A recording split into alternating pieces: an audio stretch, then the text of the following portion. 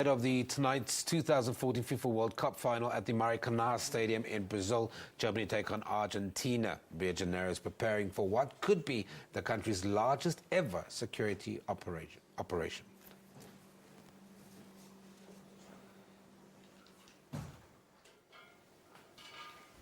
Security outside the iconic stadium was already heightened 2 days before the final, which will pit Argentina against Germany.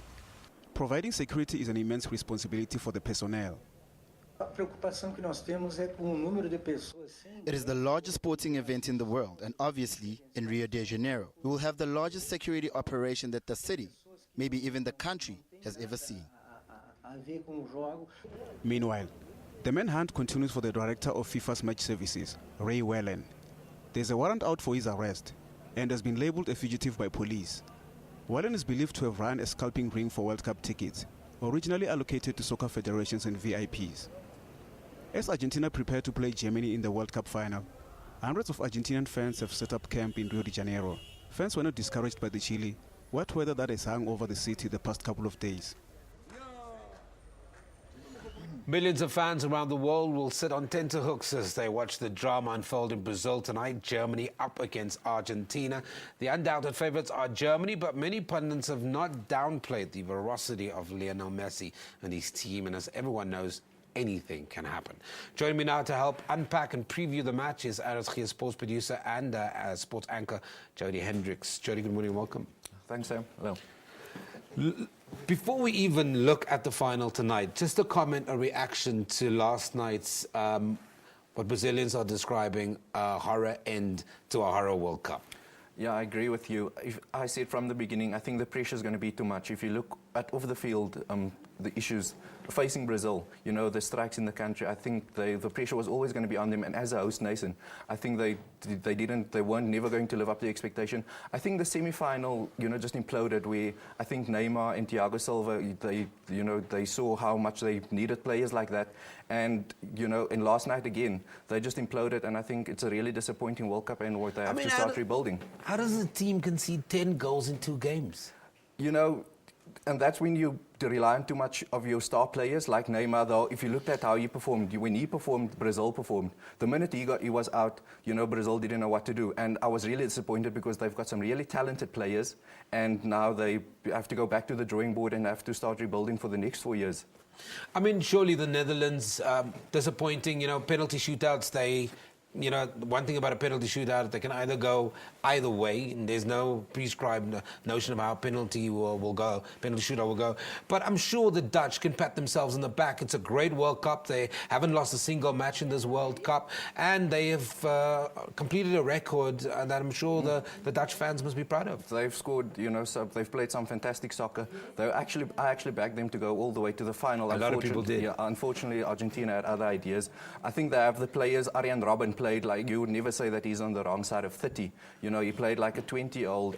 You know, you could see that hunger. He was, you know, was hungry to score goals. He was hungry to perform. Also, and then the players around him, Robben and Percy, that first goal against Spain in the first game of the World Cup, which I still rate as probably one of the best goals at this World Cup. So I think the players, they will be disappointed, but at third place, I think they can pat themselves on the back. Let's move swiftly along to, excuse me, tonight's final. Now, we've got 2 completely different teams with 2 completely different contrasters in terms of playing styles, and yet at the end of the day, we hope, they're the fans on screen right now, we're hoping that it delivers an excellent final. It's going to be an excellent final. It's going to be a tight final. I don't think we're going to see 5, 6 goals. I think, you know, the final score will probably be 2-1, and don't be surprised if the game goes into extra time as well. I think both teams would not want the game to go to penalties. That will just, you know, make it a 50-50, and, you know, it comes down to one player. But I think in extra time, or maybe in the full 90, you know, it's going to be a very tight game. I think we can look at a scoreline of maybe 2-1. Like you said, the 2 teams play very different kind of game, you know. Germany's you much more, you European defensive based. Interestingly enough, Germany's only allowed 3 goals in this whole World Cup, and 2 of which was against their 2-2 draw against Ghana. Yeah. So they've been really on the defensive.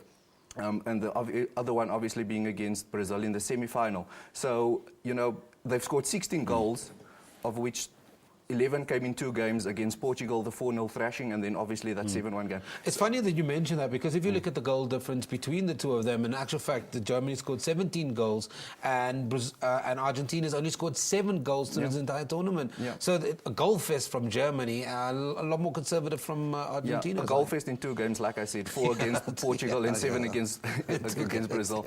Could be quite misleading. Argentina, on the other hand, they play more your South American type of soccer, attacking, they build up phases from the back, and then they've got they've got some of the most expensive and best players in the world that, give you that moment of brilliance. When we saw when Messi wasn't performing, Higuain stepped up, Angel Di Maria stepped up. So, they've got players that can turn it on at any moment, and I think that's what I said as well, that Germany as a team and as a unit, they play better, but Argentina's got individual players that can turn it on at any moment, and you can win them the game. Let's talk about this favourite tag very quickly, because I'm a bit confused, all right? Germany are the favourites. These two teams have played each other 20 times before. Let's look at the draws. 5 draws, 6 wins for Germany, but 9 wins for Argentina. How does Germany end up being the favourites? If you go back in history, and I did this yesterday actually, you saw that in 2006 in Germany and in 2010 in South Africa, Argentina and Germany met in the quarterfinals, and Germany won both games. I don't know if you remember that game at the Cape Town Stadium, 4-1 thrashing in Maradona's last game in charge. So, if you go in history, history will only help you so much, but it's going to come down to what happens on the 90 minutes between on that field tonight. And I think in the final, it's 50-50, and it's going to come down to the team that takes their chances the most. Yeah. And I think, like I said, Argentina's got that X-factor players where they can turn it on at any moment and destroy any defense, and I think my money will definitely be on Argentina. In a couple of seconds, we'll take a look at that fans picture. I want to ask you, who's got the most serious fan support? Is it Germany or Argentina? I think both, soccer They're quite passionate. Yeah, they're very passionate. Both countries are very passionate. Soccer is the biggest sport in the country. The Germans, crazy. Yeah, they look a bit crazy. Let's quickly look at stats very quickly. Okay, so they've played 6 matches each in this World Cup. 17 goals to Germany, 7 to Argentina. 3,421 passes completed by Germany, 2,928 by Argentina. They have a completion rate of 80% each. That's what I said. Germany, they're very defense orientated, so they're going to defend and play the ball forward, and that's why it's going to be balanced. Yeah, it's going to be balanced. Game. So they pass the ball a lot more than Argentina would. Argentina, they're more on the counter attack, so they wait for the team to make a mistake and then they play their game and they build up their phases. So I think that's why the stats show that Germany has covered a lot more field or ground than Argentina has. Break down this team formation for me tonight, because I think one of the big things and you've alluded to it, is the fact that Germany as a complete team play better. We've seen some amazing goals. I mean, if I look at some of the results now, Thomas Müller has just joined the Elite 13 group. In that group, we've seen some... Miroslav Klose scored 16 goals now at a World Cup level. It's a team that knows how to find the back of the net. I think the player to watch tonight for Germany would be Thomas Müller. He's on 14 goals, so he's 2 goals. And if he scores a hat-trick tonight, and so the pressure's on him, he's going to break Klose's record and overtake Ronaldo as well. So keep an eye on Thomas Müller. He might be the danger man for Germany.